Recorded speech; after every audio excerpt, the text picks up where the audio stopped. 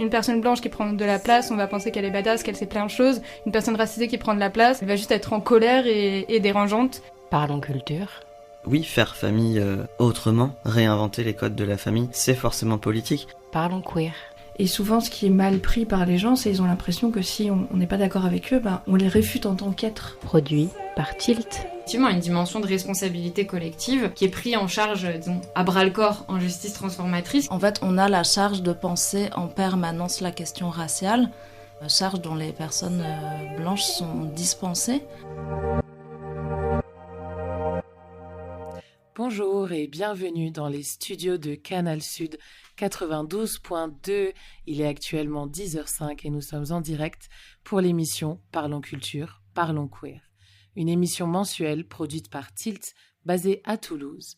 Pendant 1h30, cette émission sera l'occasion de décortiquer l'actualité, questionner nos préjugés et aborder des sujets épineux, souvent laissés de côté. On y parle de tous les sujets qui nous hérissent le poil ou qui nous font vibrer. Un espace pour inviter les personnes concernées et les professionnels travaillant dans ces domaines. En bref, de l'actualité, des tabous, de l'humour des invités, des chroniques et de la musique, animée avec douceur, radicalité et ressources. Pour l'émission d'aujourd'hui, on va parler de vulnérabilité, de l'espace public à l'intime, comment naviguer à travers la vulnérabilité. Dans cette émission, certains sujets sensibles peuvent être abordés, comme les violences policières, la répression, le racisme, les violences et harcèlements sexistes et sexuels, l'adultisme, etc. Pour aborder ce sujet ce matin, on n'a pas d'invité. C'est l'été et on avait envie de faire une émission entre nous pour vous parler de nos expériences et de nos vécus. On sera donc 3 au plateau parce qu'on accueille mon ami Yo, qui est notre nouveau co-host avec qui on partagera régulièrement le micro. Bienvenue. Merci. On partagera le micro notamment dans la nouvelle émission en mixité choisie entre personnes queer et racisées qui sortira fin septembre. Comme d'habitude, à nos côtés, Joe pour partager cette émission et notre toujours fidèle Claire à la régie qui est accompagnée par Swell, notre nouveau régisseur apprenti. Bienvenue. Avant de plonger dans le sujet, est-ce que vous pourriez vous présenter ? Salut, moi c'est Joe, je fais partie de l'équipe de Tilt et je suis cofondateur de ce podcast. Je suis une personne blanche, valide et queer. Mon travail il porte sur l'accompagnement des conflits à travers notamment la médiation et sur la prévention des violences sexistes et sexuelles, notamment dans le milieu festif. Merci, je vais me présenter aussi. Donc, je suis Amy, cofondatrice de Tilt et de ce podcast. Je m'identifie comme queer, afrodescendante et valide. Je suis co-ordo et formatrice pour Tilt et je travaille autour des enjeux liés à l'antiracisme à travers des ateliers, des formations, des conférences et, of course, ce podcast. Salut à tous, moi je suis Yo, afro-queer, femme, non-binaire, artiste multimodale. J'accompagne les ados à se découvrir par la danse-thérapie et par des groupes de parole depuis maintenant 10 ans. Et je viens d'intégrer Tilt. Voilà, pour animer, co-animer des ateliers de sensibilisation sur différentes discriminations, notamment le racisme. Et aujourd'hui, c'est ma toute première émission avec vous. Et pour tout vous dire, j'ai proposé cette thématique, car quoi de mieux pour faire connaissance que de créer un espace où la vulnérabilité a sa place. Et pour être totalement honnête, je me sens archi vulnérable aujourd'hui.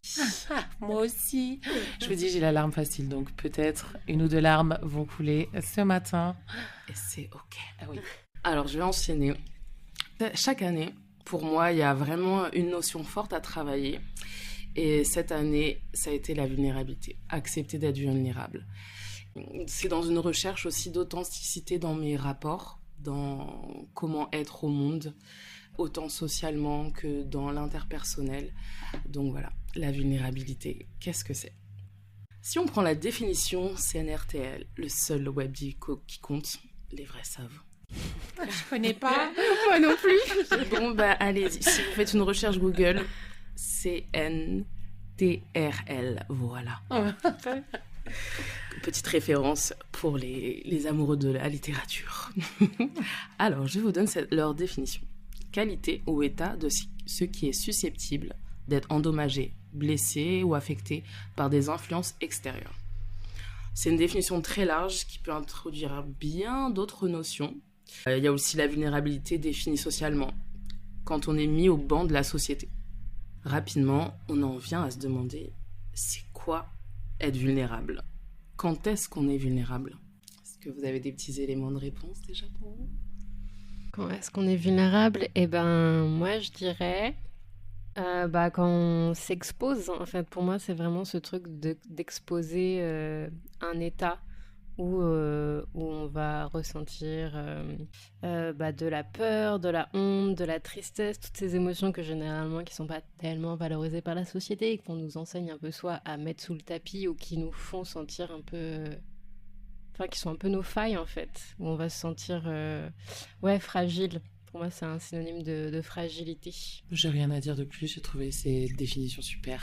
Tout à fait. Et bien moi, je vous propose de découvrir le point de vue d'une amie, Elsa, qui est aussi psychologue. Ce n'est pas pour rien que je l'ai choisie.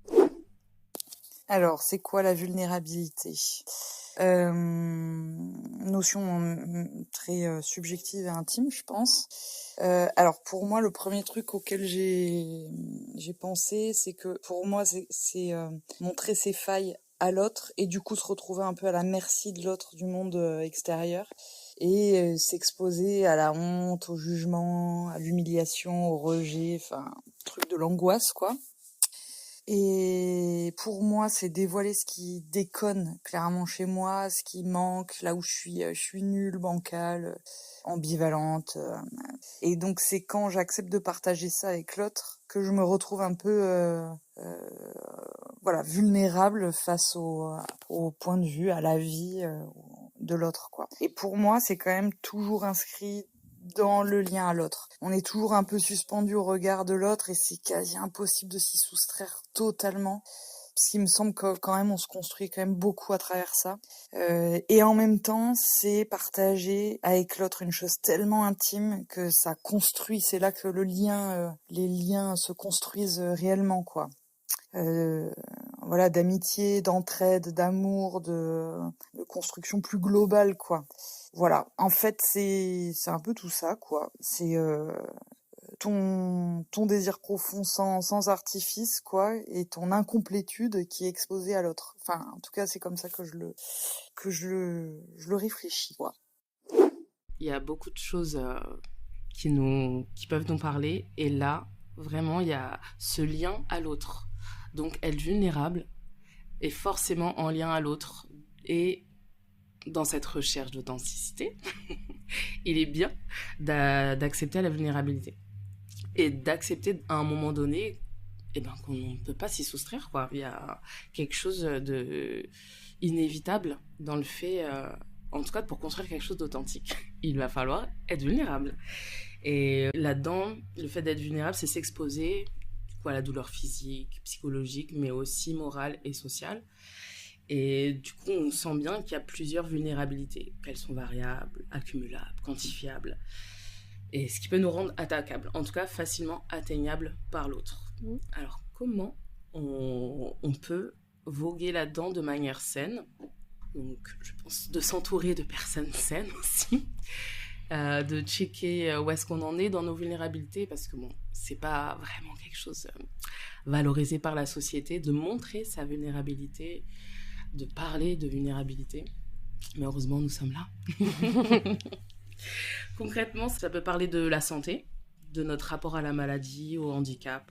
Et cela en découle notre validisme intégré, une des luttes, pour moi, qui est une des plus invisibilisées. En parlant de mots, il y a trop peu de personnes qui connaissent le mot validisme, et encore moins de personnes qui font le taf de réduire le fossé qui creuse notre monde valide. On pense également à la vulnérabilité des enfants face à l'adulte. L'enfant serait-elle la vulnérabilité à son paroxysme ? Si entière qu'elle serait pure, l'exposition aux attaques externes entacherait cette pure vulnérabilité. Donc voilà, on s'interroge, il y a tellement de paramètres, tellement de vulnérabilités différentes, mais aujourd'hui, voilà, on va se focus sur certaines, notamment sur l'intime et sur l'espace public, la vulnérabilité dans l'espace public. Avant ça, je vous propose d'écouter une autre capsule sonore à propos de vulnérabilité.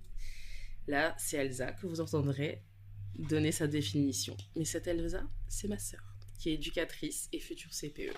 Voilà. Ce n'est pas pour rien, encore une fois, que je vous partage son témoignage après avoir parlé d'enfance. Pour moi, la vulnérabilité, c'est un sentiment ou un état, donc en fonction du contexte dans lequel on se retrouve, où on est fragile en fait. On est fragile, on peut être fragile physiquement, si on se sent pas bien, si on est malade, et forcément en état de vulnérabilité, parce qu'on n'est pas en possession de tous ces moyens. Et puis il y a aussi cette vulnérabilité, cette fragilité psychique, quand il y a quelque chose qui nous a atteint et qui nous expose en fait à cause de ces failles, nos failles narcissiques qui sont complètement ouvertes. Et en soi, c'est souvent perçu comme quelque chose de négatif, la vulnérabilité. Enfin, en tout cas, c'est l'impression que j'ai. Et ça peut l'être en fonction de là où on en est nous-mêmes face à notre vulnérabilité. Si on sait la gérer, si on sait comment l'accueillir, il n'y a pas de problème. Mais si on y reste trop longtemps, on s'expose aussi à l'autre, à soi déjà, mais aussi à l'autre. Après avoir entendu parler Elsa Bis, une phrase m'interpelle. Si on y reste trop longtemps, on s'expose à l'autre. La vulnérabilité serait un état dans lequel il ne faudrait pas rester pour se protéger. Effectivement, dans notre monde où tout le monde doit être performant, performante, fort, forte, joyeux, joyeuse, enclin à la prouesse, la vulnérabilité est vue plutôt négativement. Bien sûr, il y a des synonymes qui viennent de très près. On a la précarité, la fragilité, l'incertitude, la sensibilité. Autant de mots qui font l'objet de combats sociaux, d'invisibilisation et parfois de honte ou au mieux de pudeur. Pour moi, il est vraiment important de comprendre de quoi on parle quand on parle de vulnérabilité, car sa prise de conscience est extrêmement politique. Dans la sphère publique, comme dans celle de l'intime, les vulnérabilités sont là pour qu'on en prenne soin, qu'il y ait de vraies discussions autour de toutes les vulnérabilités, pour qu'elles soient mises en lumière, pour être prises en compte et gérées collectivement. C'est ultra important dans notre commu, surtout les queers. Il faut qu'on prenne en charge nos vulnérabilités, que ce soit ok de pas savoir le bon jargon, que ce soit ok de faire des erreurs, qu'on va pas faire les choses de la même manière, qu'on va s'exposer totalement différemment et qu'on aura nos sensibilités et nos vulnérabilités à des endroits totalement différents. Et dans la deuxième partie, je laisserai le soin à Amy de nous parler de la vulnérabilité et d'une certaine vulnérabilité dans l'espace public. Parce que, disclaimer, au vu de l'étendue du sujet, nous ne pourrons pas être exhaustives. On a 1h30, il ne faut pas pousser mémé dans les orties. Encore une expression qui note bien la culture du soin des personnes vulnérables.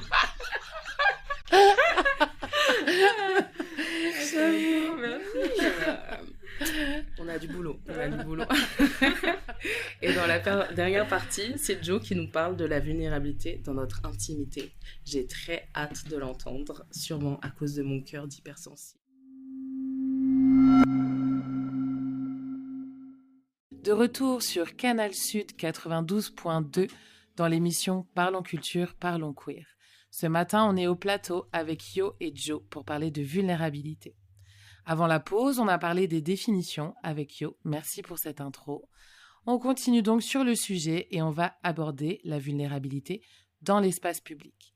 Pour préparer cette émission, j'ai réfléchi à la vulnérabilité, à mon rapport à l'espace public. Je savais pas trop par quel angle prendre ce sujet et finalement, j'ai été tristement inspirée par la nouvelle loi que les députés ont adoptée en première lecture le 7 juillet 2026.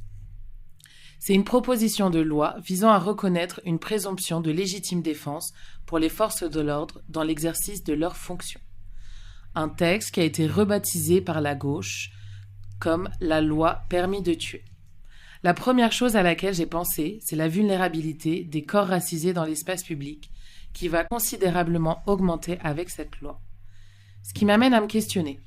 Comment la société fabrique la vulnérabilité de certaines personnes? Comment la société fabrique la vulnérabilité des militants-militantes qui nous dérangent? Qui nous dérangent pas à nous, évidemment. On a pu le voir récemment avec un système qui poursuit en justice Rima Hassan pour apologie du terrorisme, mais qui laisse Marine Le Pen, qui a détourné des fonds, être présidente si elle veut. Pour introduire ma question, on écoute Rokhaya Diallo au micro d'Histoire Crépue dans l'émission Comment reprendre l'espace médiatique. C'est-à-dire que moi, au long de ma carrière, j'ai perdu plein de boulot. Mais il y a des gens qui ont appelé des médias pour dire ne la recrutez pas, elle est dangereuse. Donc, chaque polémique, en fait, à chaque fois que je prends la parole, je prends le risque d'augmenter le stigmate qui me concerne. Donc, en fait, ça m'a obligée à être inventive. Ça m'a permis d'aller à des endroits où je ne serais peut-être pas allée par prudence, comme la création documentaire. Et c'est super, j'adore ça. Mais c'est parce que j'avais perdu une émission que je me suis retrouvée à finalement dire je vais faire mon premier documentaire parce que j'ai plus de taf en fait. J'étais au chômage après avoir eu une année pleine avec plein de chroniques et des revenus assez conséquents. Donc la réalité c'est que je suis un peu allée à l'étranger, écrire pour la presse étrangère, etc. J'écris pour la presse étrangère parce que je n'écris pas pour la presse française en fait. J'écris en France pour Regard et pour Politis qui sont des médias que je respecte énormément et pour lesquels j'ai plaisir à écrire. Mais je n'écris pas pour les équivalents français du Guardian ou du Washington Post, alors que j'écris beaucoup mieux en français qu'en anglais.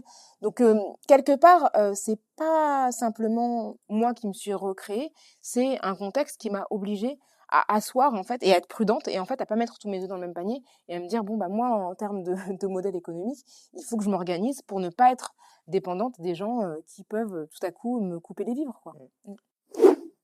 Dans cette capsule sonore, on entend la journaliste Rokhaya Diallo nous parler des conséquences qu'elle a pu vivre après avoir pris la parole pour défendre des valeurs antiracistes et féministes.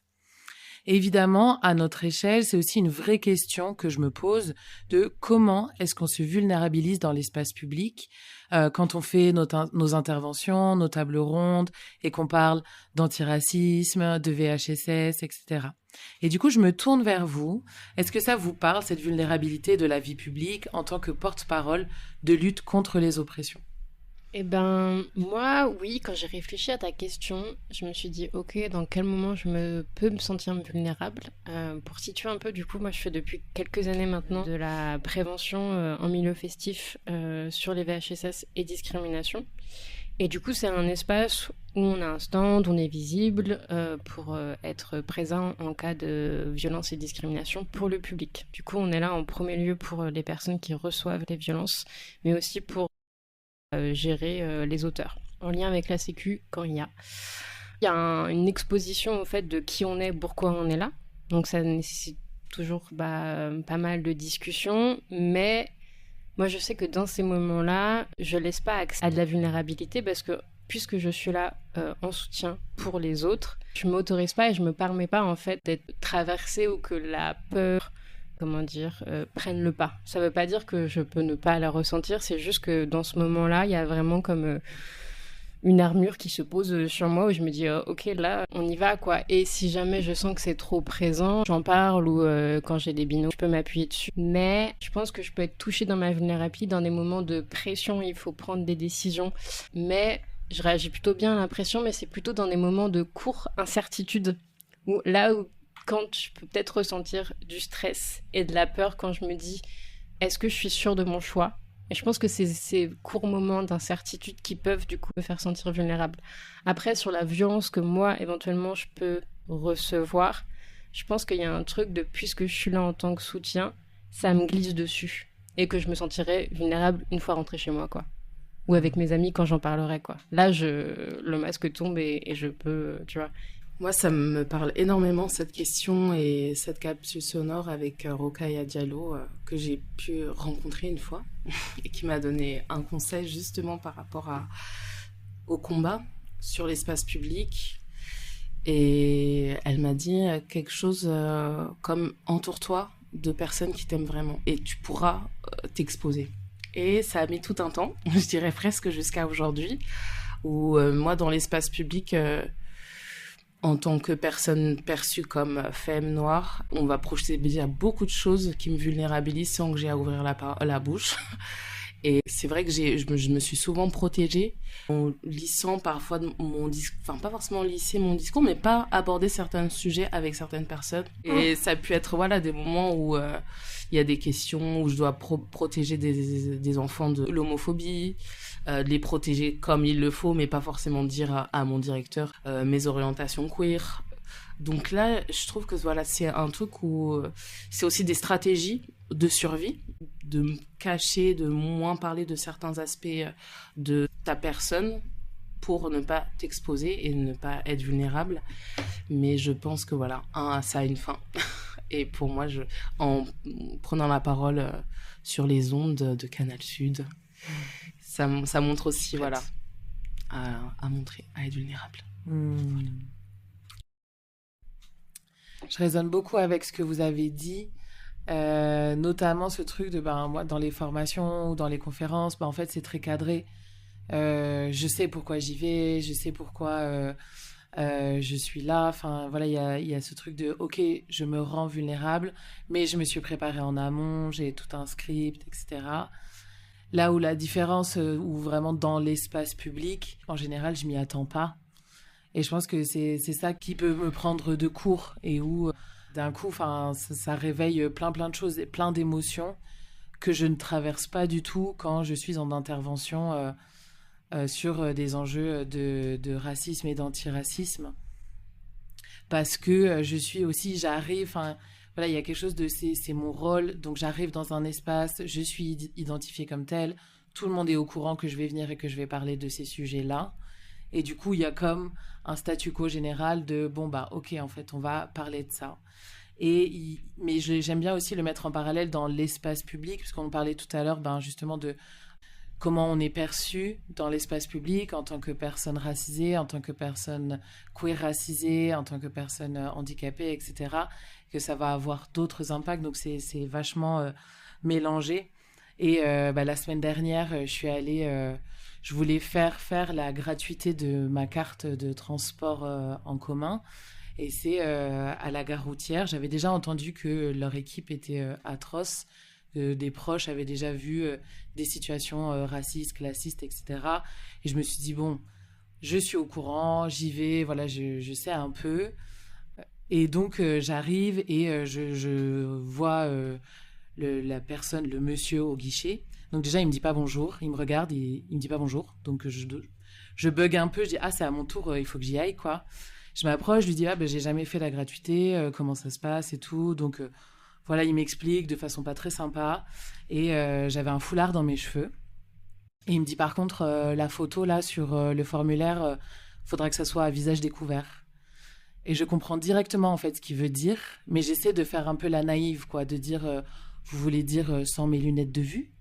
Et il me dit non, votre truc là sur la tête, il était même pas en capacité en fait de dire ce mot. Et vraiment, moi, ça m'a scotché. Enfin, du coup, j'ai répondu à un truc un peu nul de genre oui, je savais pas que vous étiez aussi photographe de photos d'identité, quoi. Mais enfin voilà. Et là, vraiment, je me suis sentie prise de court. Il y a un truc et où je sens vraiment du coup cette différence entre ma vie publique où je suis en formation, en conférence, etc. et ma vie dans l'espace public en tant que, je sais pas, civile, citoyenne, je sais pas trop comment est-ce qu'on pourrait dire, et où là, en fait, ces agressions qui, en plus, deviennent de plus en plus courantes, enfin, vraiment, j'ai l'impression qu'il y a comme une explosion d'agressions racistes, enfin, là, ça devient... Il y en avait déjà pas mal avant, mais là, c'est décomplexé au moins une fois par semaine, et je me dis, oui, en fait... tous les médias, le contexte politique, le fait que on laisse de plus en plus de place au discours d'extrême droite dans les médias, ça fait que les gens se sentent de plus en plus légitimes et que c'est de plus en plus normal en fait d'agresser, de discriminer, de stigmatiser certaines personnes minorisées. Trop à l'aise. Ouais. Ça c'est clair qu'on s'expose encore plus on est intersectionnel et plus il y a de dingueries qui va nous arriver à la journée, parfois même plusieurs fois par jour. Tu parles d'une fois par semaine, ouais, genre... Si on est constamment dans l'espace public, c'est trop, c'est invivable, quoi. Du coup, ça met la lumière, tu vois, de ce partage d'expériences que tu nous dis, de aussi comment il y a la nécessité d'être solidaire face à ces personnes qui reçoivent, parce que toi, tu l'as dit, en fait, il y a eu un moment de sidération où tu savais pas où exactement, tu t'es dit, ah, j'aurais pu répondre ça, mais t'as répondu, et c'était très bien comme t'as répondu, tu vois, sur le moment, mais de venir interpeller et de aussi un peu rentrer dans les gens, en fait, c'est pas ok, en fait, vous pouvez pas dire ça, et du coup, d'une nécessité de venir aussi en soutien, quand par exemple, t'es blanc ou blanche, et aussi même juste d'intervenir pour rappeler aux ces personnes que, en fait, cette légitimité dont ils jouissent, en fait, ça reste de la discrimination, ça reste de la violence, et que c'est pas ok, en fait. Oui, c'est ça. Pour revenir, soutenir les personnes qui sont plus vulnérables, quand toi aussi, du coup, tu peux contrer, en fait, ce truc de... Et puis, je trouve il y a vraiment ce truc de, tu sais, genre, eux, c'est vraiment le guichet de la gratuité des transports en commun. Donc, on sait très bien qui est-ce qui a besoin de la gratuité. C'est des personnes vulnérables, c'est des personnes précaires, c'est des personnes qui sont dans un parcours de migration, enfin...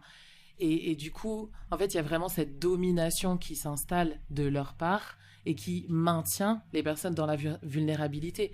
Enfin, vraiment, moi, je trouve que cette posture, c'était vraiment... tu es une sous-merde en France parce que tu as besoin de la gratuité, et je vais bien te le rappeler, en fait. Et je trouve ça ouf, en fait, que ça devienne aussi décomplexé dans la vie de tous les jours. À la limite, bon, oui, j'entends des trucs à la télé, machin et tout, d'extrême droite, mais là, vraiment, que ça s'installe autant dans le quotidien, je sens vraiment cette fabrique de vulnérabilité et qu'on me met à une place qui, moi, me va pas du tout, quoi. Enfin, il a vraiment exercé son pouvoir de domination. Et puis, je te rappelle, en fait, que ça, c'est pas OK et tu dois pas porter ça, en fait. Mais du coup, ça m'a amené à me demander comment est-ce qu'on fait pour se défendre face à ces violences. Donc, vous l'avez déjà un petit peu dit, mais j'aimerais bien qu'on creuse cette question. Et donc, pour introduire, on va écouter Belinda Yem décrypter un levier d'action qu'Aya Nakamura a dégoté. En ce moment, la France est en train de prendre un virage super compliqué. Les propos racistes décomplexés, on en voit partout en roue libre. Et Aya, avec la notoriété et la visibilité qu'elle a, elle sait forcément attirer les foudres des racistes. Lorsqu'on a annoncé qu'Aya Nakamura ouvrirait la cérémonie des Jeux Olympiques, on a crié au scandale. Et il y a une banderole qui a circulé partout sur les réseaux et sur laquelle on disait « Aya, ici, ce n'est pas Bamako, on est à Paris ». Ce qu'on voulait lui faire comprendre, c'est qu'elle n'avait pas sa place à cette ouverture des Jeux Olympiques. La réaction d'Aya, elle a été immédiate. Elle a rien fait. Elle s'est présentée à l'ouverture des JO et elle a dead ça. Encore mieux, récemment, elle a fait 3 stades de France qu'elle a sold out d'affilée, un record historique. Et c'était l'occasion parfaite pour faire un petit clin d'œil à cet événement. Aya récupère cette banderole, elle l'affiche au Stade de France et elle la brûle avec des chalumeaux. Quand il n'y a pas de sujet, c'est simple. On dit rien, on avance, puis on envoie des signaux comme ça et des clins d'œil. Dans cette capsule, on entend Belinda Yem qui fait du media training, nous raconter l'ouverture grandiose d'Aya Nakamura lors de ses concerts au Stade de France où elle a brûlé au chalumeau une banderole raciste qui avait été érigée contre elle juste avant qu'elle fasse l'ouverture des JO 2024. Je me tourne à présent vers vous. Quels sont, vous, vos leviers d'action pour vous protéger ou pour lutter contre ces violences dans l'espace public ? Moi, je vous avoue, je suis grave team Aya. Je sais, j'ai pas la réponse du tac au tac sur le moment. Je suis archi la personne 1 heure plus tard qui dit j'aurais grave dû lui dire ça. J'ai grave la punchline maintenant. Purée, je suis trop deg. Je suis grave comme ça. Et du coup, après, je le transmets plutôt par l'art, la danse. Vraiment, mais merci au corps, merci au mouvement. Ça me permet vraiment de transmuter les choses. Et après, de donner des messages plutôt par l'art, par la performance. Moi, c'est... Voilà, je suis team Aya. Voilà. Moi, je pense que c'est ma colère qui me protège et qui me permet d'intervenir. Je vais répondre du tac au tac ou envoyer chier, embalader la personne. Ou du coup, me permettre d'intervenir quand je vois des situations, notamment que ce soit avec les contrôleurs de train, quand ils sont chiants avec toujours les mêmes personnes. La dernière fois, c'était avec une jeune fille racisée dans le train. Ou de vraiment, dans ces moments-là, rester en alerte, de le fixer, de checker comment gère la personne, est-ce qu'elle a besoin de soutien, ou avec les flics, toujours pareil, lors des contrôles de police, de rester prêt, ou même des fois d'intervenir. Je me rappelle une fois à la fête de la musique où il y avait vraiment un policier qui venait bully un mec qui habite dans la rue, tu vois, et je lui ai foncé dessus en fait en me disant mais t'arrêtes tout de suite. C'était vraiment une scène de bully de collège pour lui montrer que c'était lui qui avait le pouvoir, quoi. Et aussi dans ces moments-là, voilà, moi je suis blanc, du coup il y a un autre truc où je suis perçue différemment et ça me protège aussi. Et du coup un peu de leur rentrer dedans, quitte à se faire envoyer chier ou un peu bousculer, mais il y avait ce truc de je pense que dans ces moments-là c'est mon moteur, quoi. Ça me protège. Ouais, moi ça me parle vachement ce truc de riposter directement, et c'est un truc sur lequel je m'entraîne beaucoup, et je pense que voilà, au fil du temps, même si dans la situation je suis dans un état de stress très intense, parce que je me suis entraînée, parce que j'ai pris l'habitude aussi de réussir à dire quelque chose, c'est de plus en plus facile. Et pour la vie publique, là, ou plus dans les formations, etc., pareil, moi, je relate vachement à ce que tu disais tout à l'heure avec cette mise à distance de mes émotions. Quand je suis dans ma posture de formatrice ou d'intervenante, pareil, j'ai une armure, il n'y a pas d'émotion qui me traverse. Une fois, j'ai une petite larmiche qui est arrivée en formation, parce que vraiment, la personne, elle est allée dans le deep. Mais sinon, la plupart du temps, je peux pas. C'est comme si, tu vois, je le mettais au frigo, hop, hop, hop. Et une fois que je suis arrivée dans un espace où je me sens en sécurité, où je vais pouvoir, où je suis plus dans ce rôle aussi de formatrice, je vais pouvoir traverser en fait cette vulnérabilité. Mais du coup, ça serait plus dans l'intimité, quoi, pour me décharger et me laisser traverser, quoi. C'est une question à laquelle je m'étais pas mal posée. Donc, je fais aussi des accompagnements en médiation et j'accompagne des groupes. Et de la place de mes émotions dans mes accompagnements, j'en avais discuté avec ma mère, parce que c'est ma grande confidente et dans plein de choses, elle m'aide. Et du coup, je dis mais comment tu fais, parce qu'elle est psy, et je dis mais comment tu fais toi quand t'es touchée par une situation, parce que ça m'était déjà arrivé de sortir très en colère de médiation où je les avais envie de les monter en l'air, sauf que bon, tu peux pas, c'est pas l'endroit, et puis t'es pas en colère contre eux personnellement, mais contre la situation et ce qui est exprimé, ou quand t'es touchée. Et c'était plus facile de ravaler sa colère, en fait, parce que voilà, c'est pas sa place, mais ça m'est déjà arrivé de m'autoriser à être émue, et comme toi, tu vois, la larmichette, et de le dire, en fait. Et de le dire, quand c'était à mon tour de clôturer le tour de parole, de leur dire, je suis émue, en fait, parce que je suis vachement touchée par ce qui a été dit, mais que ça prenne pas la place, ou toute la place, et après, de le verbaliser, et de proposer une pause, parce que j'étais pas le seul.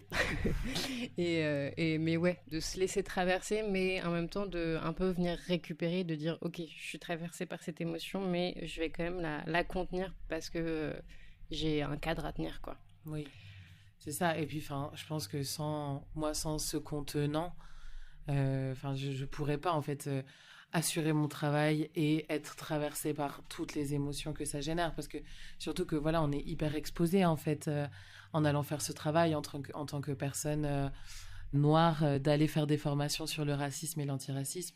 Inévitablement, je parle de mon expérience personnelle et du coup je m'expose, mais je me sentirais pas d'être en totale vulnérabilité dans cet espace-là, quoi.